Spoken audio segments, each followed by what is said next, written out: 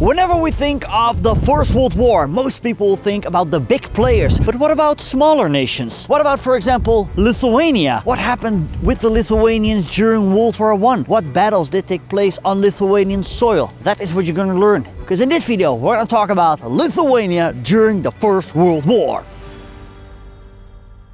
World War I was one of the deadliest conflicts in human history. Over the course of 4 years, more than 9 million soldiers and 7 million civilians lost their lives, and the war led to the collapse of several powerful empires. The Russian, German, Austro-Hungarian and Ottoman empires disintegrated, triggering significant political changes worldwide. The spark for the conflict was the assassination of Archduke Franz Ferdinand, heir to the Austro-Hungarian throne, on the 28th of June 1914 by a Bosnian Serb. This event escalated tensions between Austro-Hungary and Serbia, and when Serbia rejected Austria's ultimatum, war became inevitable.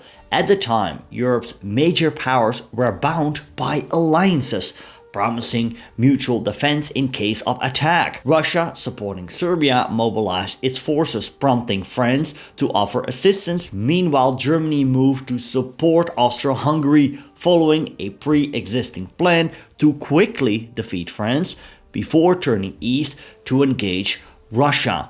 When Germany invaded neutral Belgium, Britain declared war to aid France, preventing a repeat of Germany's swift victory in the Franco-Prussian War of 1871. Russia's rapid mobilization expanded the conflict. On the Eastern Front, many Lithuanians found themselves on opposing sides, fighting for either the German or Russian armies. The United States eventually joined the war, with around 20 to 30,000 Lithuanian immigrants serving with distinction in British and Canadian forces. On August 17, 1914, as Germany invaded France, Russia launched a full-scale offensive into East Prussia from Lithuania. The Russian forces quickly overran the German border and won a decisive victory at the Battle of Gumbinnen on August 20th, forcing the German army to retreat.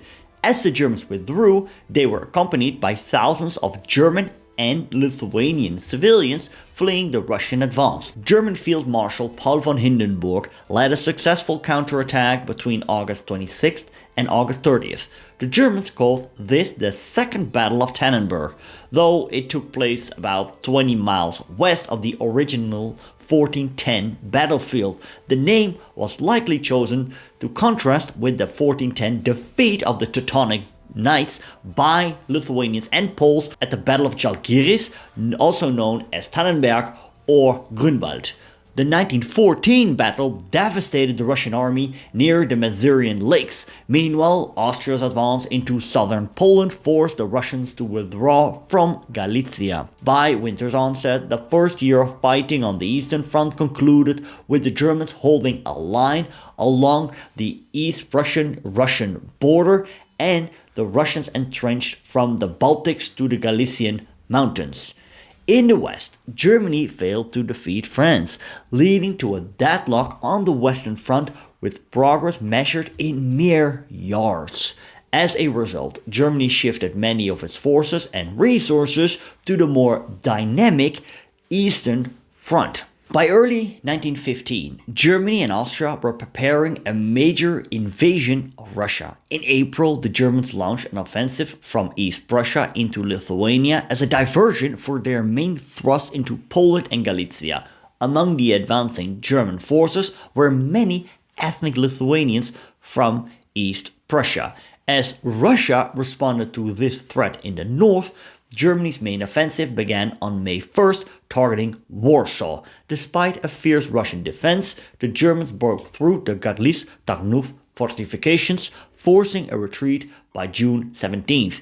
Pursuing the Russians, the Germans captured Fort Ivangorod, clearing the way to Warsaw, which fell on August 5th, ending a century of Russian occupation. As Russian forces faltered in the south, the Germans renewed their assault on Kaunas, Kovno and Vilnius, Vilno from the north. After an 11-day battle, the heavily fortified city of Kaunas, a crucial part of the Russian defense, fell on August 19, 1915.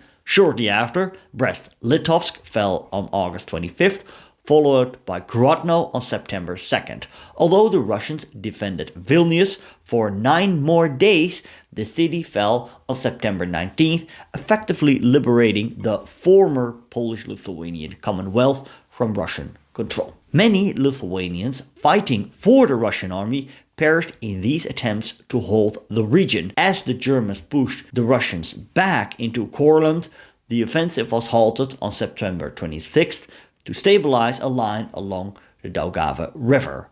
Although Russia attempted a counterattack in 1916 near Vilnius, it was quickly repelled, and modern-day Lithuania remained under German occupation for the rest of the war. The war brought immense suffering to both soldiers and civilians.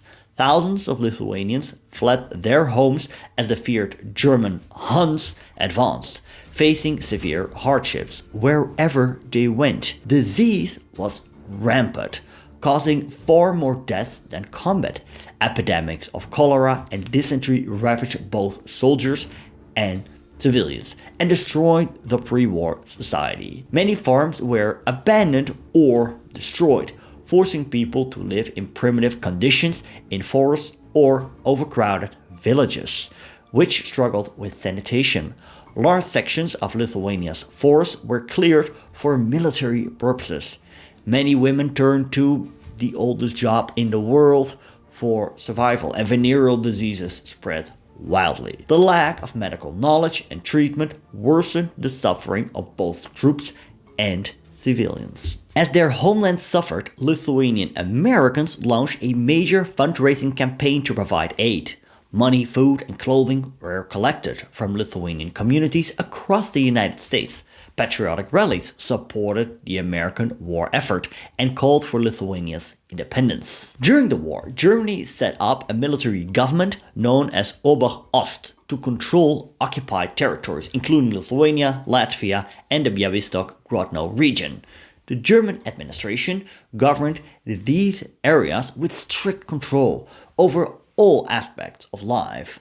The region was subdivided into smaller districts, and people's movements were restricted, often preventing them from reaching schools, churches, and markets. The resulting economic damage disrupted commerce and devastated farmers' incomes. Despite German attempts to win over the local populations, many of their efforts backfired. For instance, the replacement of ethnic teachers with Germans and the enforcement of German language instruction alienated the local population, hindering their integration into German society. By 1916, fighting in Lithuania had reached a stalemate, but the war in Europe raged on for 2 more years. Despite heavy losses on both lives and land, Tsar Nicholas II insisted Russia honor its alliance commitments, but his efforts to push the Germans out of Eastern Europe only led to more defeats. The Russian army grew increasingly demoralized, and on March 12, 1917, the Tsar's own guard mutinied, joining protesters attacking his palace. Faced with widespread unrest, Nicholas II was forced to abdicate. Alexander Kerensky's civilian government took power, but failed to grasp the situation and continued fighting against the Germans. After another failed offensive, the Russian army disintegrated. Amid the chaos, the Communist Party seized power and signed a peace treaty with Germany on March 3rd, 1918. The Treaty of Brest-Litovsk forced Russia to give up all its territories west of Ukraine. This allowed Germany to shift many of its eastern forces to the Western Front. Although the treaty ended Russian-German fighting, it sparked a civil war between the Red armies, who wanted to preserve communist rule, and the White armies. As the Russian army collapsed, several nationalities within German-occupied areas formed their own nation-states. The Germans, hoping to turn these movements to their advantage, allowed local governments to form, expecting that these newly formed states would choose to join Germany. When the Germans established a state council in Poland, Lithuanian patriots sought independence to avoid being annexed by Poland. On September 18, 1917, a national council was formed in Vilnius, chaired by Jonas Basanavičius, which surprised the Germans by demanding full independence. On December 11th, they presented a document to the Germans declaring the restoration of Lithuania. This was followed by a manifesto on February 16, 1918, officially proclaiming an independent Lithuanian state. Although they still occupied Lithuania, the Germans did not act against this declaration, hoping Lithuania might form a kingdom allied with Germany, similar to Prussia and Saxony. Kaiser Wilhelm II even suggested one of his sons for the Lithuanian throne. The Lithuanians, however, sought to counter this by offering the Lithuanian crown to Wilhelm Karl Herzog von Urach, a Catholic prince from Württemberg.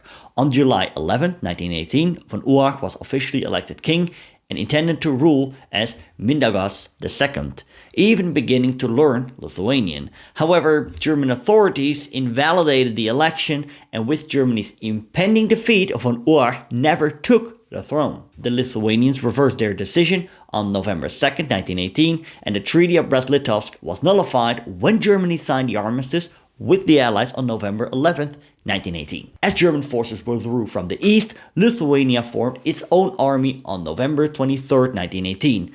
Lithuania found itself in different wars of independence against the Reds, against the Whites, and against the Poles. Click here to learn more about the Lithuanian Wars of Independence, and if you want to learn about other countries in World War I, click here for the playlist. Thanks for watching, and I see you later.